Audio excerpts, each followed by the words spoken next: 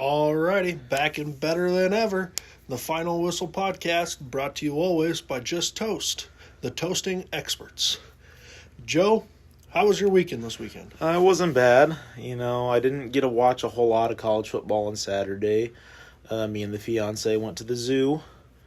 It was pretty fun. Got to see a lot of cool animals. And yeah, how about you? How was your weekend? It was pretty good. I basically traveled the state of Iowa looking at show cattle. And that's kind of a hobby that I like to do other than watching sports and working and everything else. So had some fun doing that. Joe, what was your favorite animal at the zoo? Probably the giraffes, honestly. Saw a pregnant giraffe. That was pretty cool. I've never seen a pregnant giraffe. It was pretty insane. I saw that giraffe and I was like, damn. Do they look like big when they're pregnant? They're just round. They're just round. I don't know. I saw that one. I was like, that one's definitely pregnant. Rounded creatures. Yeah. Maybe it hasn't gone to the bathroom in a while. Or do you know for a fact it was pregnant? I'm pretty sure it was pregnant. I think I saw something in the enclosure too about her. A baby giraffe coming soon? I think so. So I don't think I was super off by saying that it was pregnant. All right. Well, needless to say, a lot of things happened in the sports world this weekend. And we're going to start with Nate's Greats like we usually do. So at number 5, I have Alabama versus Tennessee. This was a good game, and basically where I wanted to go with this is just saying about how Alabama, it seems to have turned a page right now and is playing really good football and really inspiring football. They're on a 5-game win streak, and week 1 they got embarrassed by Florida State at Florida State, and everybody was ready to get rid of Kalen DeBoer, ride him out of town, and just be done with him. And now he's on a 5-game winning streak. He's got Alabama looking good. They're beating good teams. And I think that a lot of fans get in this situation where they're too early to jump on the bandwagon of fire the coach, because they don't have success right away. DeBoer did pretty good last season, but not to Alabama's expectations. And then to start off week 1 with a loss really got him down. But, hey, he's got him back in the conversation, the national conversation, and they're playing really good football right now. Yeah, they are playing really well. And, they took that first loss to Florida State, and then we saw from that, Florida State's not a bad team. No, they're not great, though, either, but they're not horrible. No, but they've had moments this season where they looked really good. And I don't think it's a bad loss, especially being the first loss in the season. Might be a little different if, Alabama wins a couple of games and then they lose against, Florida State. Might be a little bit different of a story there, but first game's always, you're not playing your 100%. So, you can't knock them for that. But yeah, no, Alabama's been looking really good lately, and yeah, I just like how they're playing. Yeah, I wouldn't want to see Alabama on my schedule right now if I'm an opposing team. No, I would not. That's for sure. And he's got them ready to go. They're playing really good right now. So kudos to Alabama. Tennessee's a good team. That's a good team to beat. It was a good game for most of the game. It got a little out of hand at a couple times, but overall that was a pretty good game. Next up at number 4, I got the Jets versus the Panthers. And I don't know if this really isn't about the game itself, but the Jets just look like a dumpster fire right now. They look horrible. Yeah, they do. They're 0-7 on the season. They've got the pieces on that team. You got Breece Hall, you've got Garrett Wilson, Justin Fields isn't supposed to be horrible, and the defense is good. You've got good players on that defensive side. So I don't know what's going on with the Jets right now, but nothing good is going on with them. Yeah, I'm not sure, honestly.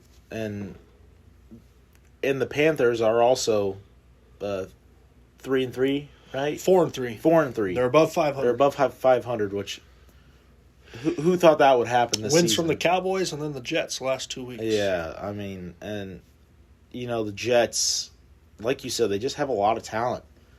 I mean, they have a lot of great pieces. Their defense is not bad. It's just they cannot put points on the board. And Justin Fields, I mean, these last 2 games, hasn't looked great, but before that, he's been playing really well the rest of the season. Yeah, now they don't even know if he's going to start. Yeah, they brought in the backup, and The coach said today that he's undecided about who gets the start there, whether it's Tyrod Taylor or Justin Fields. So, and that's tough. And I know, I mean, Justin Fields was on the Steelers last year, and he looked really good for a few games and not so great a couple more. And then they ended up throwing Russell Wilson in. And I feel like Justin Fields, I feel like he's a good quarterback. Think he's shown that he has the ability to be a starter. But I don't know on that team if it's just chemistry, if it's the quarterback, Justin Fields, if it's the coaching, what it is. But it just seems like they cannot get it together in any capacity. yeah, and Justin Fields in that Broncos game 2 weeks ago did not play good at all. 9 of 17 for 45 yards in the whole game. The team actually averaged negative 10 yards passing against the Broncos in that game. I don't think that's probably ever been done. No, probably not. In history, and that's not a good record to break. That's not a good record to make. He averaged 2.6 yards per pass. That's less than 3 yards a pass. And he was sacked 9 times in that game. That was against the Broncos. That was 2 weeks ago. Yeah. And so, and the run game wasn't great either against the Broncos in that game. They only averaged 3 yards per carry. So it's not like the run game was going in that game either. So maybe you can't put that all on Justin Fields in that game. But to have negative 10 yards is like your team average negative 10 yards. That's really bad. Yeah, that's awful. And then he played one half this week, and he was 6 of 12 for 46 yards, 3.8 yards of completion. So that's not really any better. Went out with a concussion. The run game really didn't get any better either. It was 4.1 yards per play at the run game against the Panthers. So maybe that's an offensive line issue as well. When your run game's not going great and you're getting sacked 9 times in a game, I don't think he feels comfortable back there maybe. Yeah, it could be. He might not, he might get some pressure that he thinks is there, and it's not there. And yeah. So he rushes his decision. I don't know. He might be seeing ghosts. He could be. Out there, and that's what's throwing him off. But needless to say, they're now thinking about making a change and going with Tyrod Taylor for the future, at least for the next couple of games. But it's really shocking to me that the Jets are 0-7. I didn't think that they would be like total gangbusters, but No. I did not think they would be 0-7. If any team was going to go winless this season, I thought it was either going to be probably the Titans or the Saints. Yeah. And I was not expecting the Jets to be on that, especially after the first game against the Steelers. I mean, the Jets played really well then. And right now, I don't feel like the Jets are the worst team in the NFL. No. I would, if somebody asked me, I would say either the Titans or the Saints. Like, if somebody just randomly asked me who is the worst team in the NFL, I would say, yeah, probably the Titans or the Saints. Like, the Jets doesn't come to mind, but the Jets are 0-7. Yeah, they're the only team, I think, in the NFL right now without a win. Yeah, yep, they are. So and I saw a funny thing that they should have made the Jets stay overseas until they won a game. I saw that too, and I saw another thing that said they would be over there till next year. Yeah. I don't know. First year head coach, so you can't really get rid of a guy, or at least I feel like you shouldn't get rid of a guy after one season. He hasn't really implemented a lot of the stuff that he wants to do. Drafted really any players that he wants yet. The team's not really his yet, so I don't think you can just give up on Aaron Glenn after one season. But, man, if you don't win a game this season, there's going to be conversations happening in the front office. Yeah, I mean, and they've had games this season where, I mean, like against the Steelers, one-score game. Even against, Carolina, that could have potentially been a one-score, Yeah.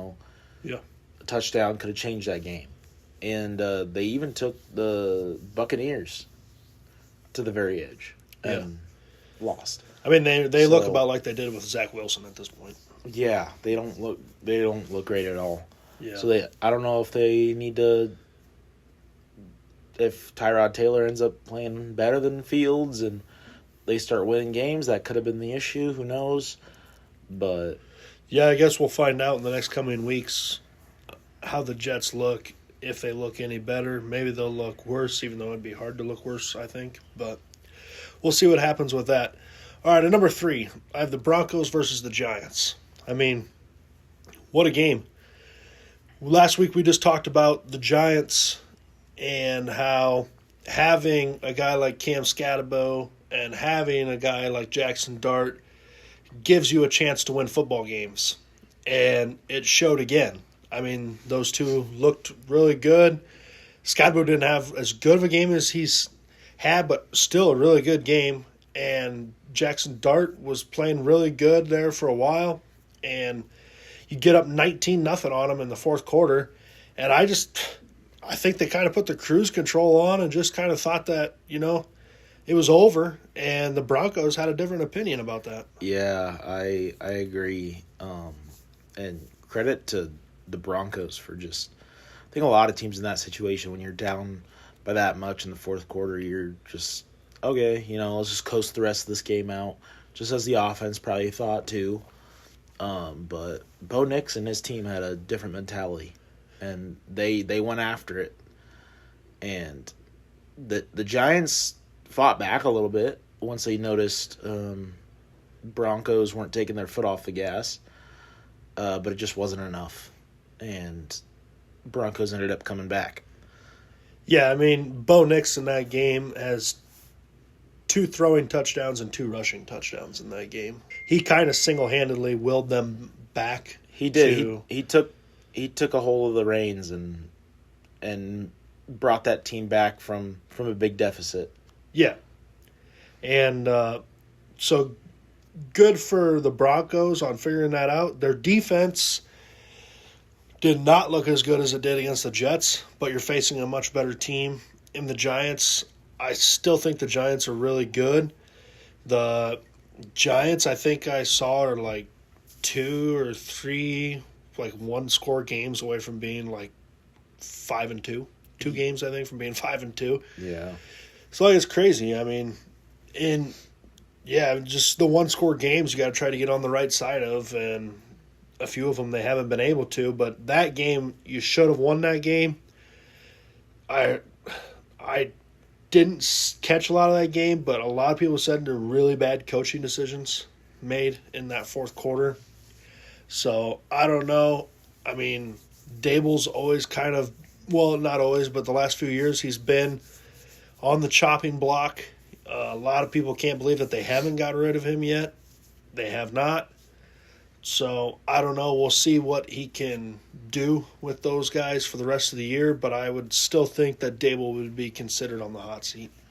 Yeah, I didn't get to catch a lot of that game either, but I think, the tail end of it, and I think I saw a few of those bad plays being called, and I don't think that the Giants played bad necessarily. Obviously, they were up, 19-0.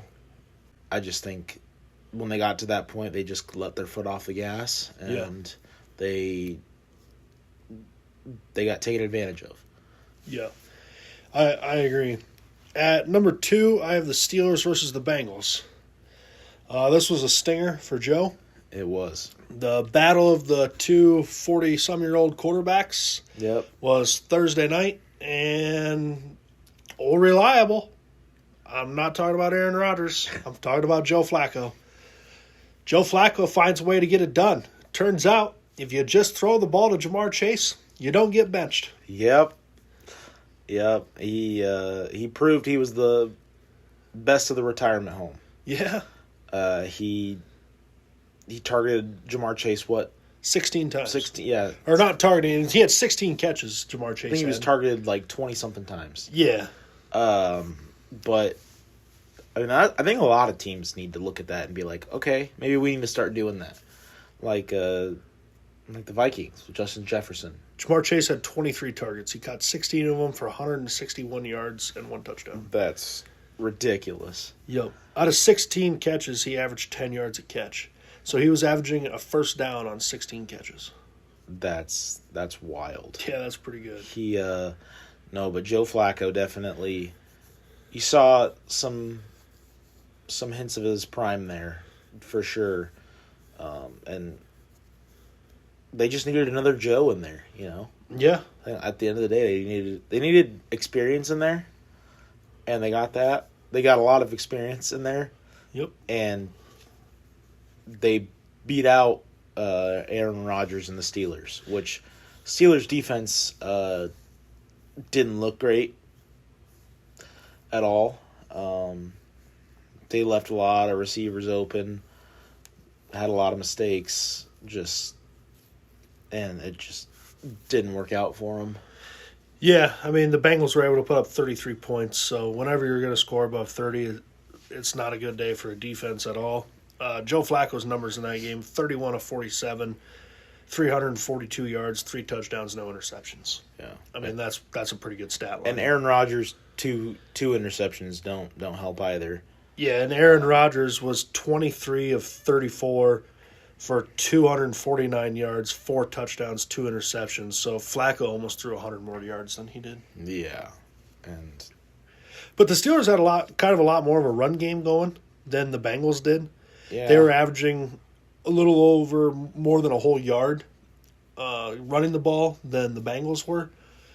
So the Steelers had a little bit more in the run game going there for them.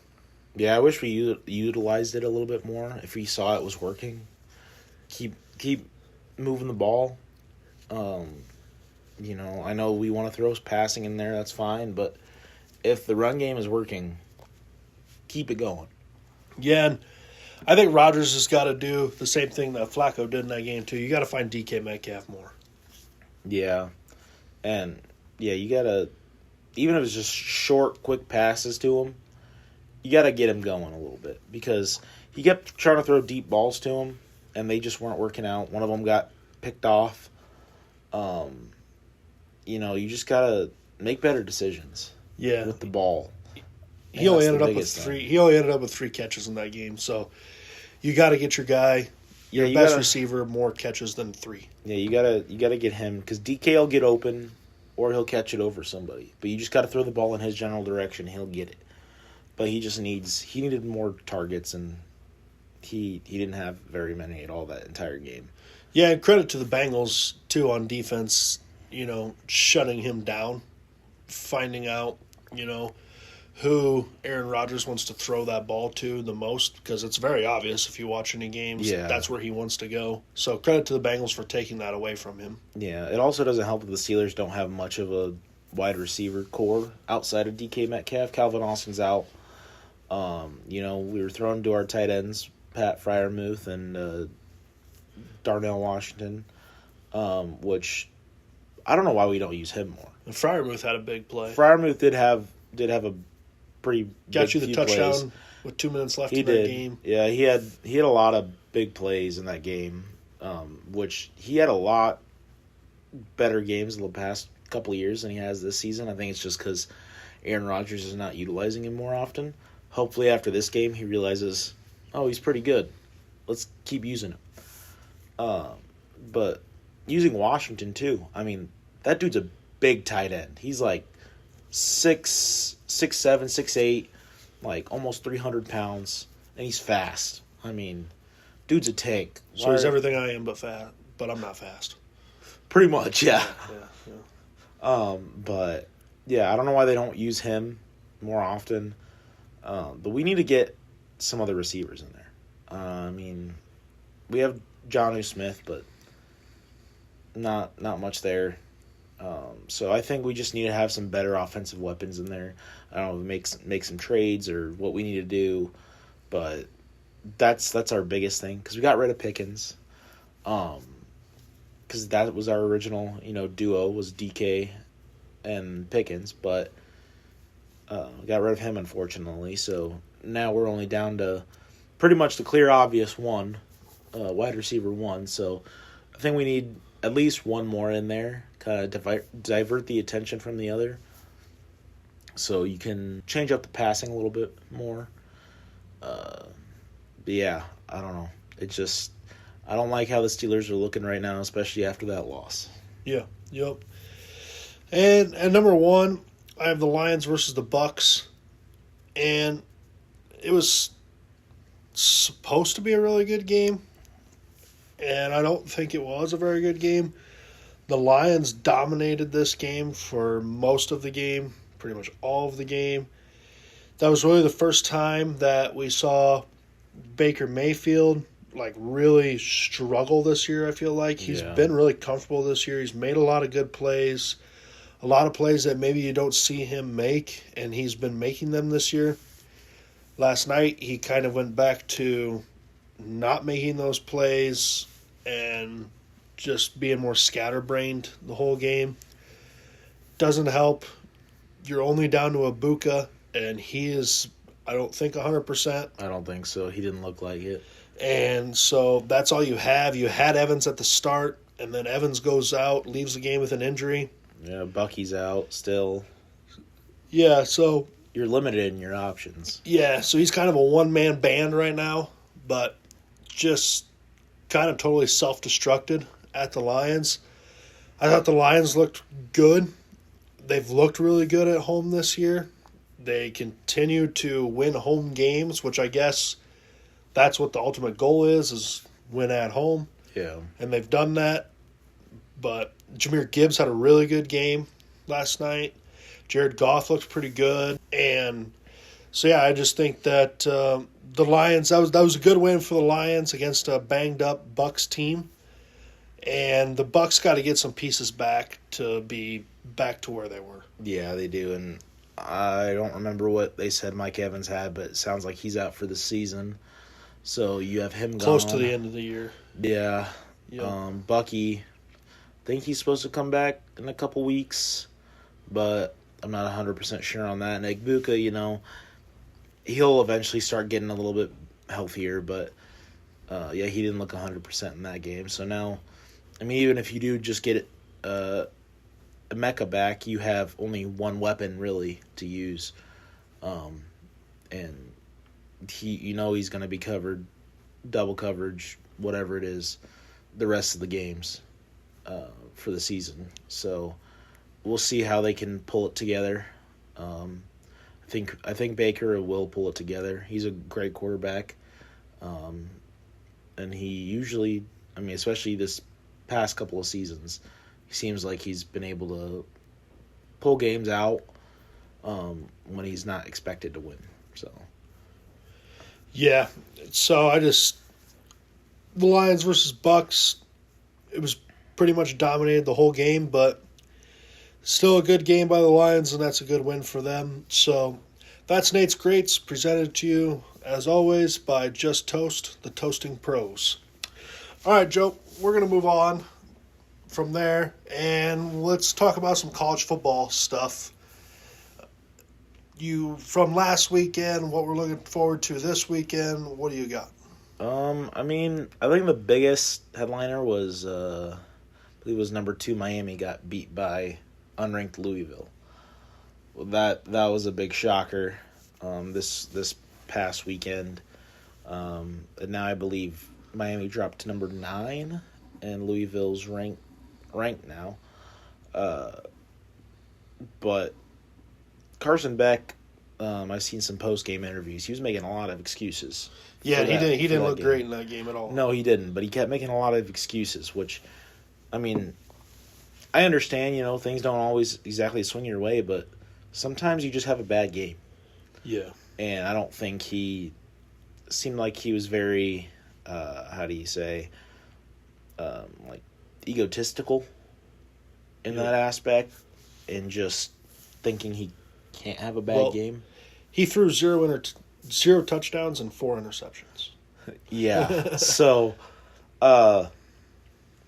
that's on it. Yeah, 4 interceptions isn't going to get it done. No, not at all. Not in any game. Yeah, no. So, I think he just, and what's crazy is they still almost won. And he threw 4 interceptions. I mean, yeah, I think Miami's a really good team this year. I mean, they have some really good wins over some good teams. It's just, we've talked about this on previous podcasts. Some days you just have one of them days. yeah, You're not always going to have a great game. no. And it was just one of those days for him, and you just got to admit it and move on, get to the next game. 4 interceptions is tough, and just it was a tough spot for him to be in, so you just get up and you move on. Yeah, you do. I think he needs to look back at it and also take accountability. Yep. Take accountability for your actions, because that's what separates the goods from the greats. Is if you make a mistake, you own up to your mistake. 4 interceptions. That's your mistake. Yeah. You threw that ball. So, yeah, I think he just needs to do a little bit better of a job with that. But other than that, I mean, he's a good QB. They're gonna continue to win games for the rest of the season. So I'm not too worried. It was just a bad loss, but you got to put that behind you and keep moving forward. Transitioning to another game, talking about them last week a little bit, but UCLA is on a 3-game winning streak. Yep. Now, I forgot who they played this week, but they played Maryland. Yeah, they won. What was it? 2017. Yep. So, and Maryland's not a terrible team. No, but that's the East Coast traveling west thing too. Yeah, but I just like how UCLA is looking. I think they're continuing that momentum. They look inspired right now. They do. They look like nobody can stop them right now. I had heard though that Nico got hurt. Their quarterback. I think I heard that he got hurt in that game. So I don't know. I don't know the status of him, but hopefully nothing serious there. Hopefully not. With that. Moving into this week, Iowa State's got a big one at home. You get undefeated, number 11, BYU, at Jack Trice Stadium this weekend. Iowa State is opened up as a 2.5-point favorite, now a 3.5-point favorite. So I saw that. Money's coming in on Iowa State this weekend. It's the classic highly ranked team on the road against a non-ranked team. Everybody's just going to bet on the non-ranked home team every time, and because that's usually where a lot of the wins come from. Yeah. You're going to win more often than not in those situations. And I've had a few people ask me how I feel about the game this weekend. Do I think we're going to win? Do I think we're going to lose? I think we have a really good chance. I think we can beat them. I think we do too. I mean, like you said, at home, we've taken 2 losses the past few weeks.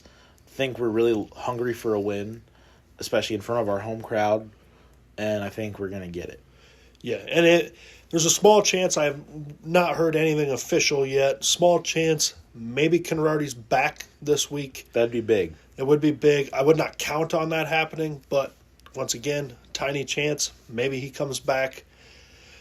We did have Carson Hansen at Colorado. That was a big deal for us too. He will be back. He will be ready to go. Rocco coming off of a bye week and a few weeks where he has not looked great. Cincinnati, he looked good for the most part. Colorado, he did not look good. Coming off the bye week, hopefully his head's a little more cleared up, a little more rested, and he's ready to go. I think our offense is going to look a lot better. Mm-hmm. Just look how he came out of the last bye week when we played Arizona. I mean, we killed Arizona at Jack Trice, and a lot of people were nervous about that game. The money was coming in heavily on Arizona on that game, and Iowa State just totally spanked them in that game.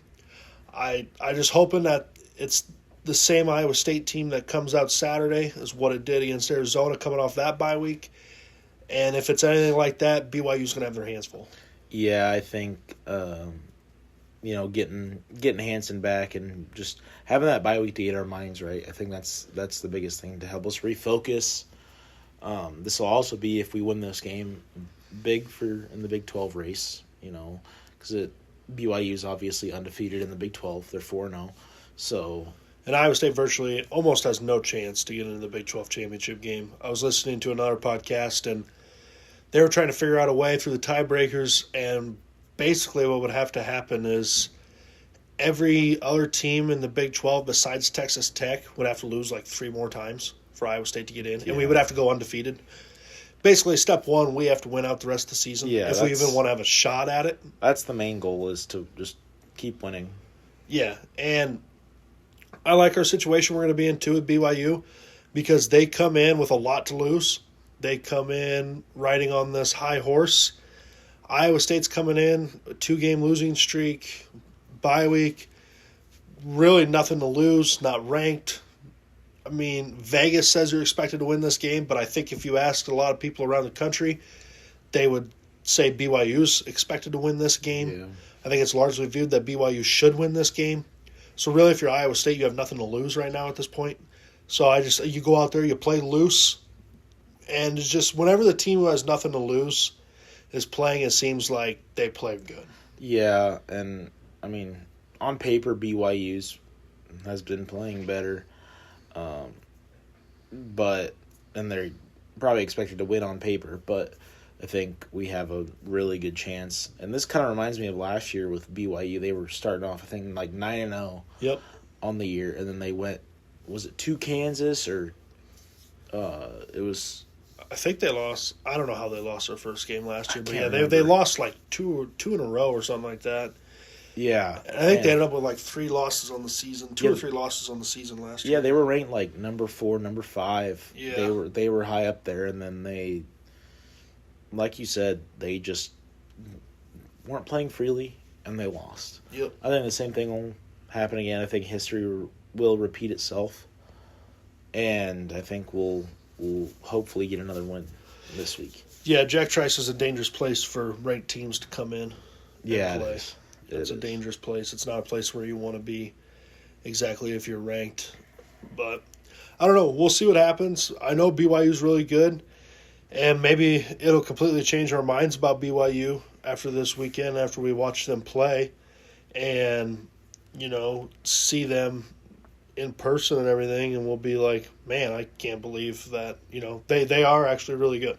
Yeah. So. And hopefully we can, if we win this, and ride the momentum, and I feel like this is the win that we need next week. Yeah. This is the win that we need. If you beat the number 11 team in the country, it gets us to 6-2. Not only does it get you bowl eligible, but it kind of brings life back into the program, brings life back into all the fans. If you win, Arizona State's probably going to be a sold-out game. Everybody's going to be cheering for you there. If you lose this game, man, I don't know. It wouldn't be probably considered a bad loss, but you're probably not selling out Jack Trice again this season if you don't win this game. And really just your season's done before you really got started into it, and it'd just be disappointing. So hopefully we don't have to worry about that. Hopefully the Cyclones get to win this weekend, so we'll see what happens. Yeah, hopefully we squeak out a win this weekend. Real quick, we had a special request this week from our buddy Sean, who's a Nebraska fan. He wanted us to talk about the Nebraska game that happened, which this was the first week this season that Nebraska was ranked at, I believe they were number 25, and they were going up against Minnesota, in Minnesota. And they got dog-walked. I mean, it was not close at all. I think the score was 24-6. Nebraska just played terribly, offensively, defensively. Dylan Raiola played absolutely horrible. We'll see if they can bounce back this week, but for it being their first ranked game this season, I would have expected them to do a little bit better. But Minnesota's not a bad team, so I mean that's not a terrible loss. But getting beat that bad, I think, surprised a lot of even Nebraska fans, because I mean Dylan Raiola was supposed to be their like next superstar, getting their program back up and going, but it just did not just hasn't seemed like that this season. So yeah, I wanted to talk about that game really quick. Yeah, and he did not look good. No, he did not at all. And for how much NIL he's probably getting, it's not paying off. Yeah, he's making probably close to what Patrick Mahomes is making. Probably his mentor. Yeah, his idol. Yeah, his wannabe. So yeah, there you go, Sean. That's our talk about Nebraska for the week. They don't really have any exciting games usually. They were terrible. I don't know. There's nothing really else you can say about that game. But going to our next topic, the coaching carousel. Nate, what do you want to fill us in on that? I just wanted to fill you in real quick. Nebraska plays at home against Northwestern. They do this weekend. Nebraska's favored by 7.5. I mean, that's like playing the Three Sisters of Roselle. Nebraska should be able to win that game pretty easily. They should, but I mean, Northwestern beat Penn State, and Northwestern's been playing pretty well the past couple of weeks. Another terrible old Big Ten West football game. Yeah, coming up. It's not a game a lot of people will be watching, that's for sure. No, for sure not. All right, with the coaching carousel thing, Florida's job came open this week, and Colorado State's head coaching job came open this week. I would assume, a lot of people assume, that the Wisconsin job is also going to open up this week, or not this week, sorry. I did not say that. Going to open up at the end of this season, some point this season, somewhere the Wisconsin job's probably going to open up. The Luke Fickell tryout has not worked at all. Yeah. That has not gone well. So a lot of jobs opening up in college football, and I just kind of wanted to talk about, like, with Matt Campbell, where do I think this is going to go? I guess the safe bet to say is you don't know for sure where this is going to go. But if Matt Campbell ever wanted to leave Iowa State, this is his opportunity to probably do it this year. I think he's going to have more offers than he's probably ever had before. But we'll see what happens with it. I don't know if he gets a job like Penn State. I don't know if he would take that job. But it's the other jobs that open up because, like, Penn State hires a coach, then that opens up that job where they got that coach from. If that's a significant enough job for Matt Campbell, a guy like Matt Campbell, to move to that next position or that next team. Like, for instance, if Penn State hires Matt Rule out of Nebraska, is a Nebraska job big enough for Matt Campbell to leave Iowa State? I would like to think not. Or if he's even wanting to leave Iowa State in general. You don't know. I mean, he just signed that extension in the offseason. But you never know. He could just be waiting for the right opportunity, or he could just be sticking around because he generally just loves coaching Iowa State. Yeah. And, like, you can't blame a guy if he leaves a program to go to a bigger program to do better. You always want to see a guy try to do better in life, so you can't really knock on him. I just hope he doesn't leave Iowa State for, like, an equal, like, opportunity. Yeah. Like Nebraska right now, I think is about an equal opportunity. He's doing just as much winning at Iowa State as probably more than what Matt Rule is doing with Nebraska right now. Yeah. Matt Campbell he has beaten big teams in the past. Matt Rule hasn't done any of that. So I don't know if Wisconsin's a big enough job to pull him away, but we'll just kind of see. Florida might offer. I don't know if he wants to go down south. He's a Midwestern guy, always has been. So I don't know if he would want to take the job south. Maybe he would, not saying he doesn't want to. But I would think if that Penn State job gets offered, I think he's going to have a really hard decision to make. Yeah, and if he ends up going somewhere else, that opens up, Iowa State's head coach doors, and if there's someone who would want to come coach Iowa State. And I'm sure there will be obvious candidates, but I know who I want. If Matt Campbell leaves this year, I know who I want to be the Iowa State head coach next. Who's that? Alex Golesh, University of South Florida. Yeah, that would be. He was Iowa State's assistant coach to start out with. He came on with Matt Campbell and his staff, and he was kind of like the offensive coordinator, but like assistant coach. I think he was a tight ends coach maybe. Anyway, comes from Iowa State roots. He's got South Florida going right now. Yeah, he does. I think coming back to Iowa State would be a big enough jump for him to go from South Florida to Iowa State. Yeah, I think so. And, going to the team like he was formerly at. Yeah. I think that would, as the top dog there, I think, it opened up even more doors for him. Yeah, learn under Matt Campbell, he did and everything else. So if Matt Campbell goes to another team, that's who I want to be Iowa State's next head coach. Yeah, Alex Golesh. It'll be interesting to see the rest of the season and the off season of what head coaching moves there are. Yeah, it will be. So that's really all I had on the coaching carousel thing. Now I want to move into some Iowa State basketball. Iowa State played against Creighton this season. Joe is not really familiar with a lot of the Iowa State basketball stuff. He's going to do a really good job this winter. He's going to be able to talk Iowa State basketball with us. He's going to really get into the basketball thing this year. So I'll kind of talk it over right now. As far as that game goes, I see everybody, a lot of Iowa State fans freaking out because we got killed by Creighton.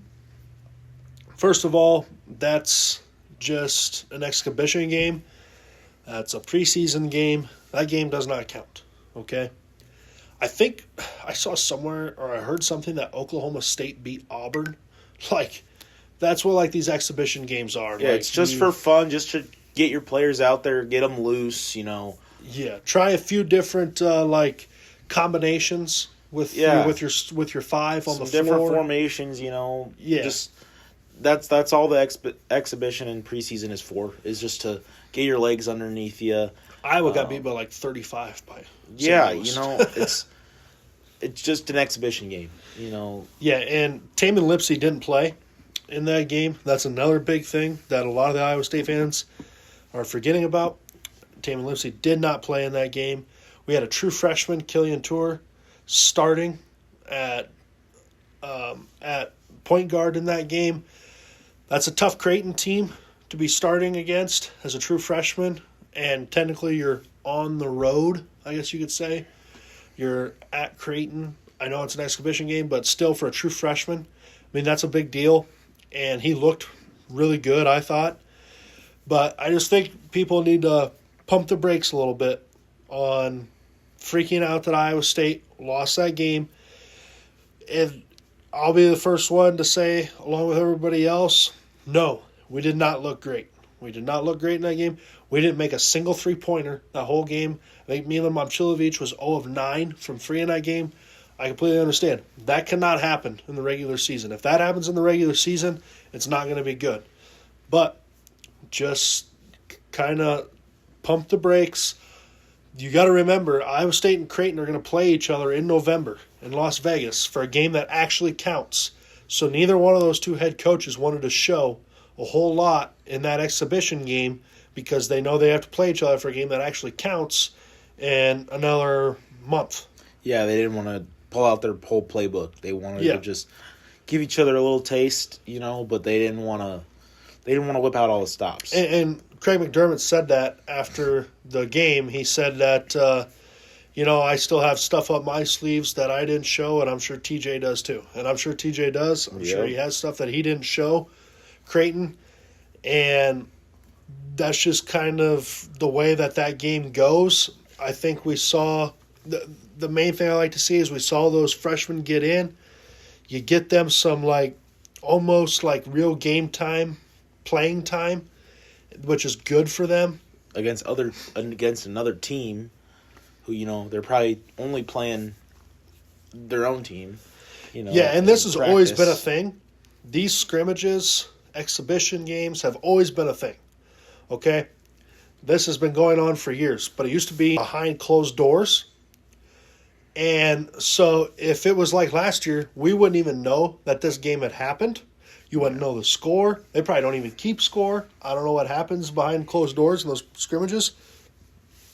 But because now we're in the era of the NIL, they decided to make these scrimmages, exhibition games open to the public because you can make money.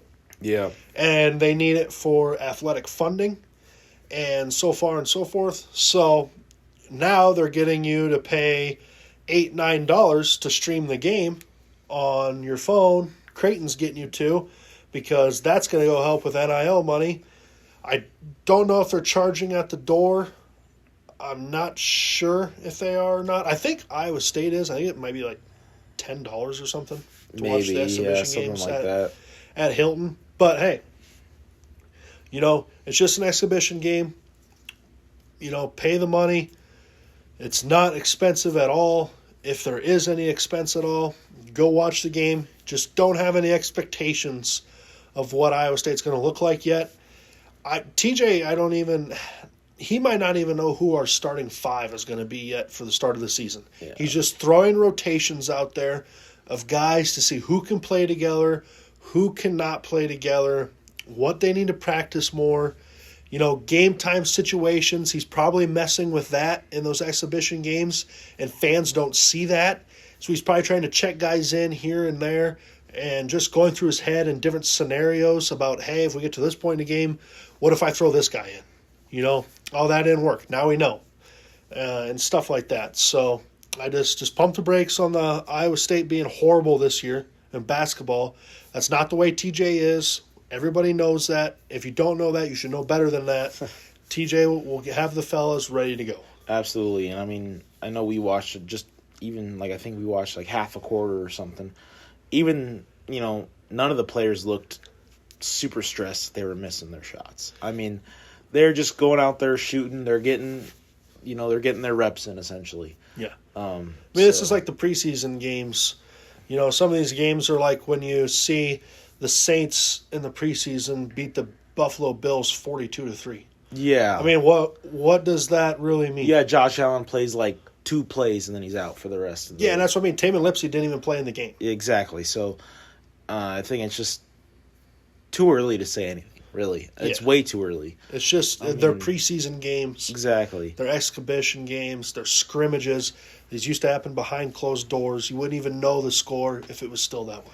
Exactly. You wouldn't know how they would have played. Yeah. So, I think people just need to slow down and realize, okay, we haven't even started the regular season yet. Yeah, absolutely. So, I think that pretty well wraps up college.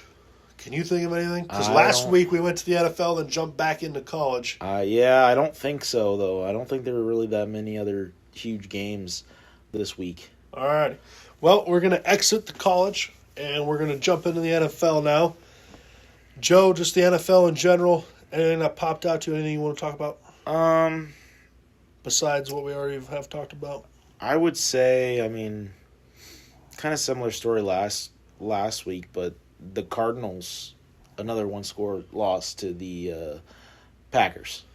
Yeah, if the Cardinals won every one-score game this season, we'd be undefeated. Yeah. And Jacoby Brissett, he played well a majority of that game. He's had a couple of mistakes where you're like, okay, now I see why you're the backup. But overall, I think he's played pretty well with the team. He's given us a chance. Yeah, he's given. He hasn't been the reason, I don't think, why we've lost. No. And that's all you're asking out of your backup quarterback. Don't necessarily go out there and win the game. Just don't be the reason that we lose the game. Exactly, and I think he's doing a perfect job of that, honestly. Yeah. But, that game was just extremely close.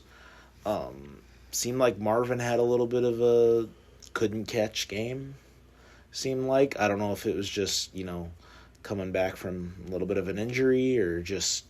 He had a few big plays. But He did, but there were some catches he missed. Well, that's almost every game with him. Yeah, but I mean, hopefully that's the young side of him, as he gets years on in the league. But I mean, you can't really use that excuse though, because then you see Mecca Ibuka do what he does. But Trey McBride played out of his mind that game. Yeah, He and we had 2 needed somebody to touchdowns. step up to be able to stay with the Packers, and he did. Yeah, and you guys are on your 4th string running back.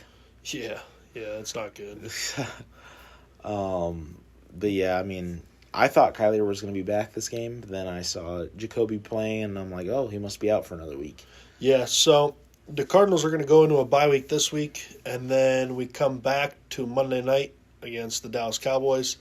Kyler Murray is supposed to be back for that game. That's good. So that's hopefully the last, not saying that he did horrible, but hopefully that's the last Jacoby Brissett game of the season. Yeah, well, And it's all Kyler Murray from here on out. But yeah, I just think the Cardinals, the Packers, again, just like the Colts week before, those are 2 really good teams. yeah, they are. And, you stick with them in those one-score games. The Cardinals season is, it's done at this point, just looking at our division. I mean, we have the Seahawks in that division. We have the Rams in that division. We have the 49ers in that division. It's a very tough division. Yeah, and we're at the point where we're 2-5, and it ain't gonna happen. Yeah. It's not gonna work. I think everybody else is 5-2 or 4-3 in our league. It's not gonna happen. We're at least 2 to 3 games back from the division leaders, so which is fine. I'm at the point. Let's get another good draft pick next year. Hopefully a defensive one. Yeah, which I know a lot of people are going to come at me for saying, oh, you've already given up on your team, and everything else. Well, the truth of the matter is if we keep winning games, that's the worst draft pick you get. Will I be mad that we win games? No. But the more games you lose at this point, we're not going to win anyway. Yeah. We're not going to go to the playoffs. We're not going to win a Super Bowl. So you might as well try to get a better draft pick. Sure, if you win a few games, great, that's good. Maybe the coach, keeps his job. I don't know if he should. I'm not totally out on Gannon yet, but we do need a new offensive coordinator. He's horrible. Defensive coordinator is shaky. Some days he has the defense looking really good. Other days he does not at all. So I don't know, but I'm content with how the Cardinals have been playing. Again, like I said, Jacoby Brissett starting. You don't really have a good chance to win, especially with the Packers. I'm just happy with the way they lost. Yeah, and like I said, it was kind of a similar story to last week with the Colts. And speaking of the Colts this week, they beat the brakes off the Chargers. Yeah. It was like 40-something to 26 or something in that realm, and they're just looking how they've been looking. Is Danny Dimes in the MVP conversation this year? I think he is. I think that's amazing compared to where he's been the last couple of years. I know, and I don't think a lot of people expected that. Oh, nobody expected that. Yeah, but yeah, he was just looked at as being, bring in, maybe win a couple games, just until they can draft someone else. But it doesn't look like they need to. No, I think they're better off just keeping Daniel Jones for now, especially, and see how he does throughout the end of the season. In the playoffs, see how he does, and then evaluate from there. Yeah, I also want to talk about the fall off of Justin Herbert. He played really well the first 2-3 games of the season. Ever since then, he just seems like he's not all the way there. And Justin Herbert also doesn't have a great team. Harbaugh is built on the trenches. That's what he believes in. So he's going to build up the trenches first. Then he's going to build his defense. That's what he's always done. And then he'll move to offense. So for now, Justin Herbert's just going to be kind of by himself on that offense. I still think Justin Herbert's really good. It's just he doesn't really have a whole lot of help there right now. No, so he has a lot of young pieces, but just Keenan Allen would be about the only veteran. Yeah, that's the only veteran. Every else every other guy on that team is young. And Amarian Hampton, he went on IR, so you lose him. You lose the running back in your backfield. Najee's gone, so so a little more pressure on the quarterback to make plays. Yeah, and I mean, I've seen a lot of this year the double coverage on Ladd McConkey. It's either him or Keenan Allen getting doubled, or they've been playing tight on them. Yeah, and then Quentin Johnston, he's been pretty good for them, but I mean, he's not great though. No, he's not. He has good games because Justin Herbert has no one else to throw to. Yeah. Everyone else is getting covered, but when he actually is doing something, when Quentin Johnston's actually doing something, seems like he usually either drops the ball or something. Yep. But I agree. Yeah, and I don't really have any other NFL games for this week, honestly. I think it was a pretty short week. There weren't a whole lot of surprising wins. There weren't a whole lot of big games other than what we talked about earlier. Yep. One thing I wanted to touch on is how the fact that the 49ers have had so many injuries and they're battling through it. I mean, holy cow. Yeah. It's a hospital with their room right now. And at this point, they're just like, they're at the point where it's just get on Christian McCaffrey's shoulders and let him do what he does. Yeah, but the dangerous thing with that is we've seen that story before, and it always ends up with McCaffrey getting injured. Yeah, you don't say that. He's on my fantasy team. Well, I'm saying it because it's true. It happens every year where, I mean, it's happened to the 49ers before. Yeah, and I don't know how long it is till they start getting guys back healthy, but just the fact that they've been able to win games right now with not a whole lot to work with is really something to look at. And they're just coaching is really good right now to get these guys to play like they are. Yeah, their coaching's really good. I mean, McCaffrey's obviously what he does. And then Mac Jones has been playing really good as a backup. And I think Brock Purdy comes back maybe in a couple weeks, I thought I heard. They say that every week. They're like, yeah, he'll be back, and then he's Kittle back. Did come back, but did nothing. Yeah, he did. No catches at all. I don't even think he had. I think he had like 1 or 2 targets, maybe. Yeah, but he had no catches. And he said before that game that he was going to be severely out of shape. Yeah, I mean, you don't play for 6 weeks. You're gonna be out of breath. Yeah, he was. And you could kind of see it. He was severely just like behind, just out of shape. He'll get there. Like he'll get back. He will. It's just going to take a while. So, and their defense has looked really good too. You bring back Robert Saleh as a defensive coordinator, who was their defensive coordinator before he went to the Jets. Gets fired from the Jets. They bring him back. He's done a really good job with that defense again. Yeah, he has. I just like the way they look as a whole team. And with so many injuries, it's surprising how well they're doing. I saw somebody say that the 49ers need to give Robert Saleh the biggest defensive coordinator contract extension that's ever been done before in the NFL and keep him with the 49ers forever as a defensive coordinator. That'd probably be a smart idea on their part. Yeah, he's a really good defensive coordinator. Just didn't work out as a head coaching job. But does the Jets' head coaching job really work out for anybody? No. At this point? No. I mean, their current head coach. Aaron Glenn was a defense coordinator last year for the Lions, and they were really good. And now look at him. He's 0-7. Yeah. I mean, the Jets is just a curse for a head coach and a quarterback. I think it's just a curse for anybody, honestly. Yeah, if you're a quarterback or a head coach, the Jets is the last place you want to be. Yeah, if you're in a leadership position on the Jets, leave now. Yeah. It can only end bad. Yeah.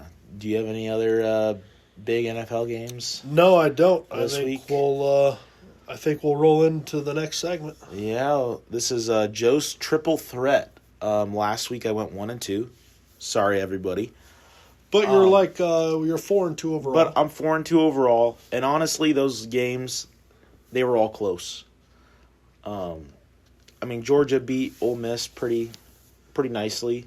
And I think that was one of the ones on your list that was like the most questionable. Yeah, and Vanderbilt ended up beating LSU. I think it was a one-score game. I think they beat them by 10. Was it? Okay. I can't remember. I'll look it up. They were close. And then it was then I had Notre Dame and USC. I had USC winning, and that was, I believe they might have won by 10. I could be wrong. But Vanderbilt beat LSU by a touchdown. By a touchdown. 7. Okay. So it was a one-score game. And then I'm pretty sure they won by 10. Yeah, Notre Dame beat USC by 10. Yeah. And so all of them were fairly close. So I'm sorry, everybody, for that. This week, we have 2 college games and an NFL game. Oh, throwing an NFL this week. So let's start with the NFL. It's going to be Packers and Steelers on Sunday night. Packers are 3.5-point favorites against the Steelers. Steelers are at home. I'm going to go Steelers on this one. I think they'll win at home. Jordan Love hasn't looked the greatest the past few weeks, but you never know. Packers always seem to do really well against the Steelers. The Packers are a 3.5-point favorite on the road. Yeah, they are. Wow, that's shocking. Yeah, probably after this Bengals game. That's probably why. Yeah. Yeah, I think the Steelers will win. Their home stadium is one of the toughest places to play at in professional football, in my opinion. Yeah, maybe Aaron Rodgers learned a thing or two this past week from Joe Flacco. Maybe he did, maybe he just needed a couple more applesauces. Yeah. Yep. Then the next part of my triple threat is Indiana and UCLA. Now, it kind of depends now, because I don't know if Nico is out for that game or not. If Nico is out, then this completely changes this, but I'm going to stick with my pick. UCLA's been on a hot streak, and I think they will upset Indiana. Think they'll upset, or do you think they're going to cover? I think they'll upset Indiana. You think they're going to win? I think they're going to win, and Indiana is 25.5-point favorites. Now, if Nico's out, then that's probably completely out the door of a possibility. But if he's playing, then that could be a game changer. And then my third game is Ole Miss versus Oklahoma. Now, Oklahoma is 4.5-point favorites. They're ranked number 13, and Ole Miss is ranked number 8. I'm going to take Oklahoma in that one. I'm going to take the points on that. I think Oklahoma is just a better team overall, and I just think they're gonna win that one. So that's my triple threat. I'm confident about 2 of those. One of them, I don't know if Nico's going to be playing or not, but I'm going to stick with it. UCLA, Oklahoma, and the Pittsburgh Steelers this week. Hopefully I can go 3-0. But yeah, that's my triple threat this week. Let's roll in to start talking about some fantasy this week. Nate and I both won, so it was good weeks for both of us. It was a good week for both of us. It's kind of the battle of the spouses. I played Nate's wife, and Nate played my fiance. And we both kicked their ass. And we both kicked their ass. Well, Nate kicked my fiance's ass. I barely beat Nate's wife. Whoa. I did. You beat my wife? Not physically, yeah. But fantasy wise, yes. Yep. I believe it was Monday morning. I had a 4% win probability. Yep. I was down by I think it was 50-something points. And Jahmyr Gibbs goes off and has a 37-point game for me. And then it was down to the Houston Texans. And I was down by 8. Yeah, we thought you were toast. I think everyone thought I was done. I had an 18% win probability after that. And then I go to sleep because that was like a 10 o'clock game. I'm not staying up for that. I got work in the morning. I wake up, I check my fantasy, and they got 18 on fantasy, and I won. So I'm very happy about that. I snapped my 2-week losing streak, but I also snapped Kate's 5-game winning streak. Yeah. And she's pissed at me now. So, but I can deal with that. Yeah. Yeah, it was a good week for me as well. It started off not good at all. Justin Fields, quarterback, he ends with 4.04 points. Yeah, it was a little rough. I was really, really, really, really not happy after that happened. And then I had Saquon with 5.2. That was also very disappointing. And then I had DK Metcalf with 8 points. Another one that was really disappointing. But to save the day came Christian McCaffrey. 39.1 points. Sunday Night Football. I don't think Maddie's talked to me since then. Superman cape and everything. He came in and saved the day for you. I was waiting for her to chirp me on Sunday. It never happened. Because, I talked some smack in the pod last week. I was expecting her to come back. She never came back. It's a good thing she didn't. She would have been embarrassed. Yeah. Because 2 weeks ago she said I would have beaten either Nate or Joe if I was playing them. And then last week on the pod I said, well, now you have a chance to put your money where your mouth is. And now she's 1-6. Yeah, now she's 1-6. I'm now with a 6% chance to make the playoffs. I'm now 3-4, which is not bad. I was 2-4, so 3-4 is looking a little better for me. I was scared I was going to be 2-5, so I'm happy where things ended up. You have a 50% chance to make the playoffs. That's not bad.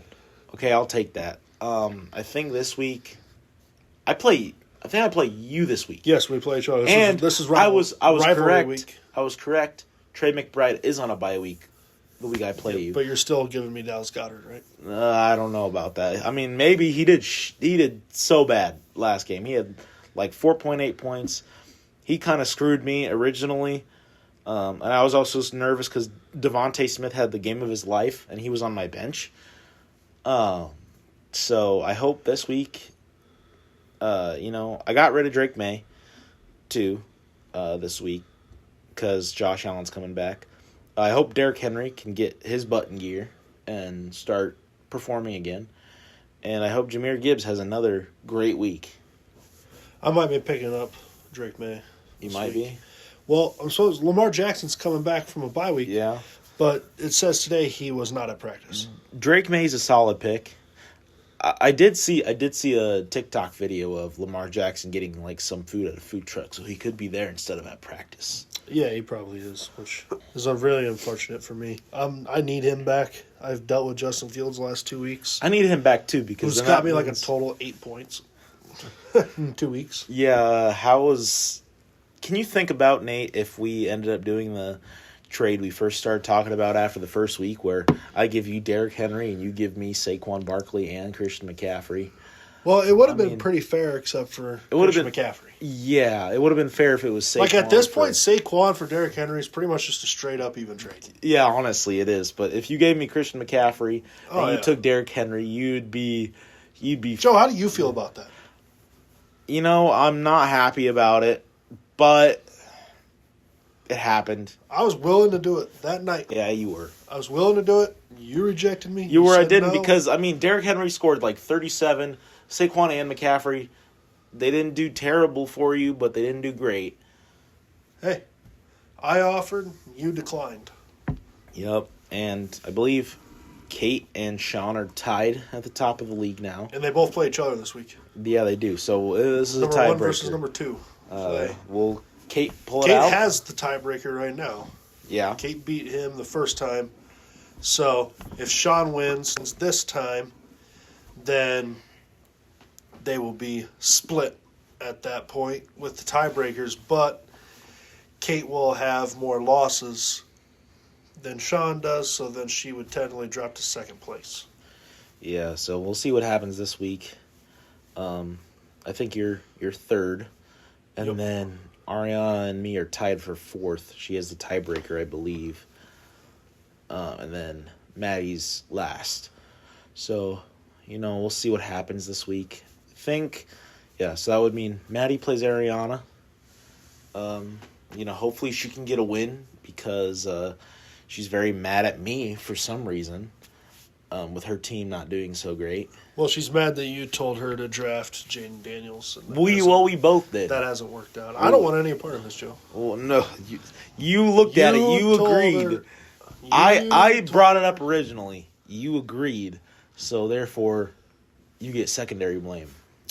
As long as I'm not the first one to get blamed. Yeah. So, I got to deal with that. But yeah, and so our standings is Sean in first, Kate in second, I'm in third. Ariana's technically in fourth, Joe's in fifth, Maddie's in sixth. Yeah, so it is interesting stuff for sure.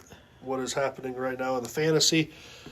Like I said, those standings are still a long ways away from being done. I'm still going to win the league, just like projected at the start of the year. Especially now since we're going to conspire to beat Sean every week. Yeah, we are. Maybe we should just start one player this week. Let's just start our quarterbacks. Let's just have a dueling quarterback week. That could be fun. Let's just have dueling quarterbacks this week.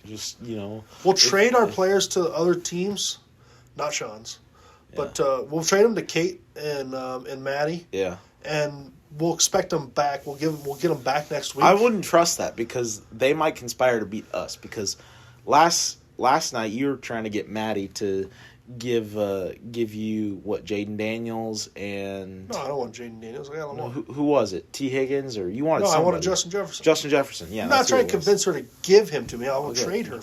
Trade for Justin Jefferson. And she said if she were to give anybody Justin Jefferson, it would be Kate.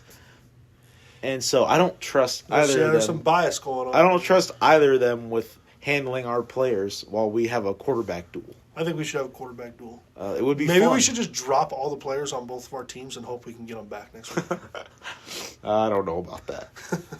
maybe we just drop all our bench players, put all of the rest of our players on the bench. All of our players that we want to keep and we don't want to drop, keep on our bench. But I like my bench players. Well, I don't. So I like two of my bench players. So, maybe that's just my team. That's just bad on the bench. We have no depth. And I think I was looking through Sean's lineup this week. His whole team's on vacation this week. Yeah, it is. So, I mean... Kate's going to have the upper hand with starters. My team was on vacation last week. Yeah. Yep. So, we'll see what happens. Even when my team's not on vacation, they're on vacation. Justin Fields got me 4 points. Yeah. Saquon got me 5. Yeah, that's like the second week in a row your quarterback and your running back have done bad. You really got... helped out this week by McCaffrey. I mean, you got... Well, it doesn't help when my other running back is eating pizza while riding a fucking reindeer down the... Yeah. That doesn't help. It does not help. Seems like everybody in these Little Caesar commercials are getting injured. Something in the pizza, maybe. I don't know. Or they're just playing horrible. Maybe they're just too, fattened up on pizza, where they just play terribly. Yeah, you heard it here first. Don't eat pizza and ride reindeer. Yeah. You heard it here first. Unless you're going to do bad at your job. Yeah. Unless you're trying to get fired, then do that. Yeah. Don't eat pizza.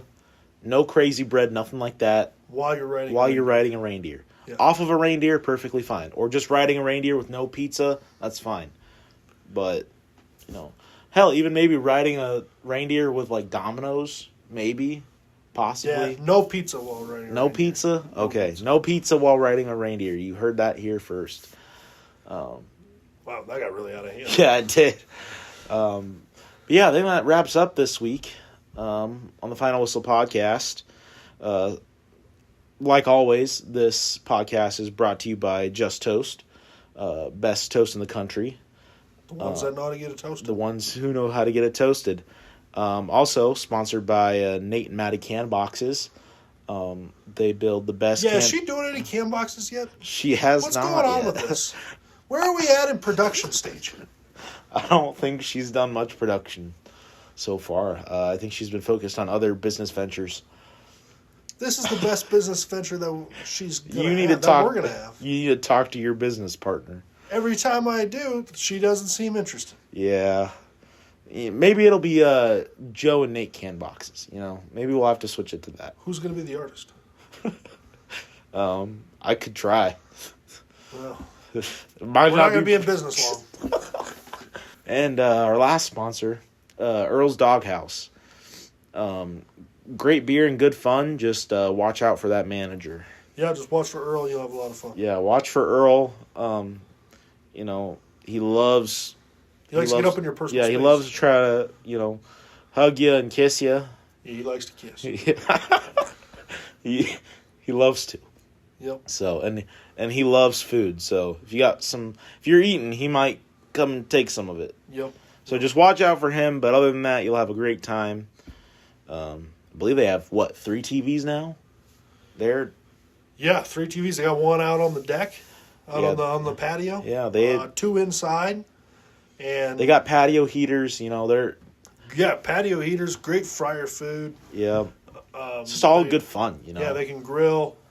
It's an open bar. You don't pay for a thing when you're there.